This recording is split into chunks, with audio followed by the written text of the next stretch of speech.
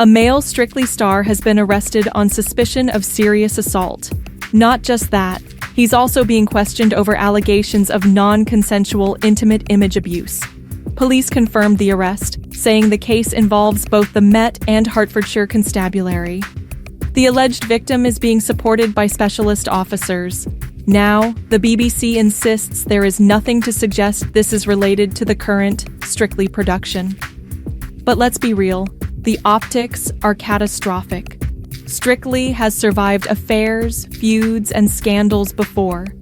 But an arrest like this, weeks before the show returns, that's a bombshell. And here's where things get worse, because this isn't just one isolated scandal.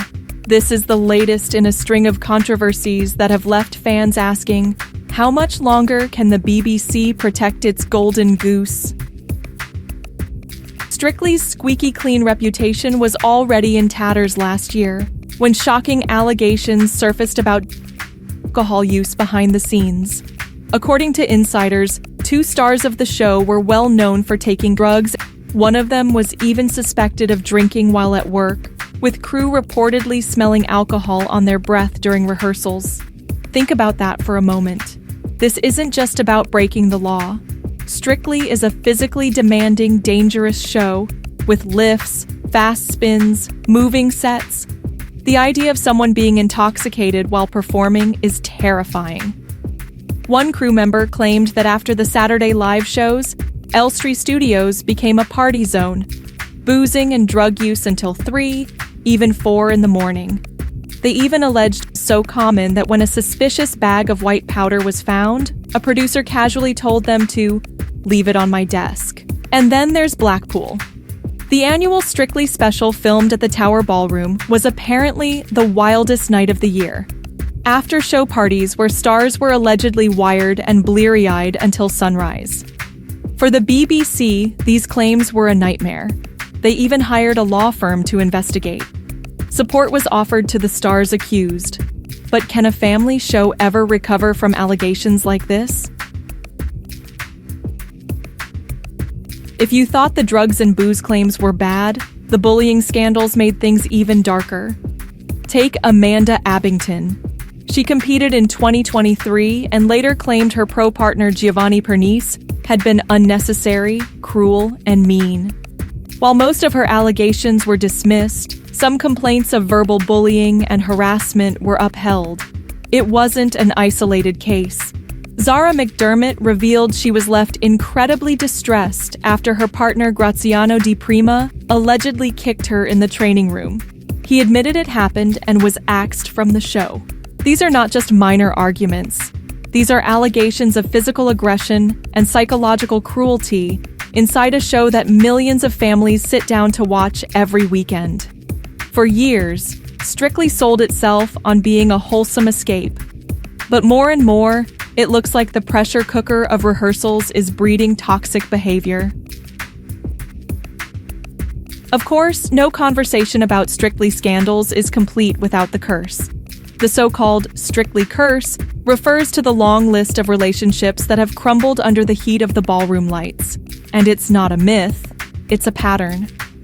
Back in 2004, Brendan Cole's fiancée Camilla Dallarup described her heartbreak when he reportedly left her for his celeb partner Natasha Kaplinsky.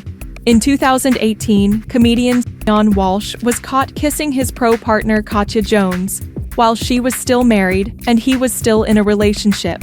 The photos of them kissing on a London street blew up the internet and destroyed multiple relationships overnight. And who could forget Louise Redknapp?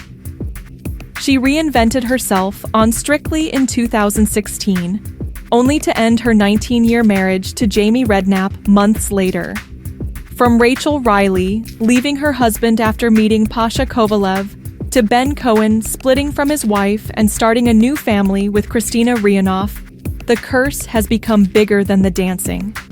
The truth? The curse is one of the main reasons Strictly stays in the headlines, but it also makes the show look less like a family program and more like a scandal machine. The scandals haven't stopped at the dance floor. Take Wyn Evans, the opera singer best known as the Go Compare man. He was accused of making an inappropriate sexual remark at a press event during the last series. He denied the remark was sexual, but was later forced to apologize and then sacked by the BBC. And this isn't an isolated Strictly problem. It's part of a bigger BBC crisis.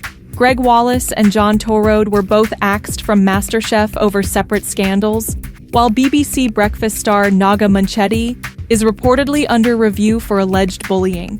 But when Strictly gets dragged into these same kinds of controversies, the stakes are higher. This isn't just another show, it's the BBC's flagship. So let's ask the big question. Why does this matter? Because Strictly Come Dancing used to be the BBC's safest bet, a ratings juggernaut, a family-friendly institution. But how do you sell wholesome family entertainment when your headlines are filled with arrests, drugs, affairs, bullying, sackings, and chaos? Viewers are beginning to question everything. Parents don't want their kids watching a show associated with drugs. Fans don't want to vote for contestants who end up in police probes. And loyal viewers are sick of hearing about the curse instead of the dancing. The BBC insists they have protocols in place. They promise investigations, support for staff, tighter controls. But is it too late? Let's be clear, Strictly is not gone yet. Ratings remain strong. The costumes, the dances, the spectacle. Millions still tune in, but cracks are showing. Once, the scandals kept the tabloids buzzing, but didn't touch the show's core. Now, the scandals are the show. The curse, the police cases, the bullying, they're overshadowing the dancing. And with each new scandal, the question gets louder. Is this really what Saturday night family entertainment should look like? The BBC is reportedly considering stricter background checks, random drug tests for the live tour, and harsher penalties for misconduct. But fans are skeptical. After 2 decades of chaos, can anything really change? So, is this the end for Strictly Come Dancing? Maybe not today, maybe not tomorrow, but the writing is on the glitterball.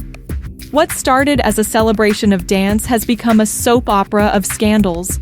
And while the BBC clings to its crown jewel, audiences are asking, is it time to hang up the sequins?